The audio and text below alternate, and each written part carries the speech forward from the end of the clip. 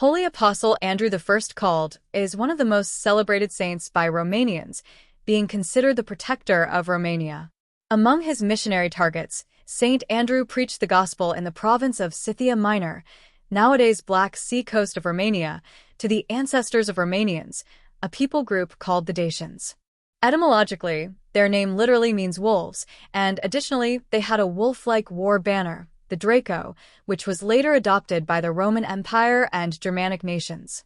Tradition says that it was a wolf that helped Apostle Andrew find shelter in his famous cave that became his temporary home while preaching in Romania. This is why Saint Andrew is called the Apostles of the Wolves.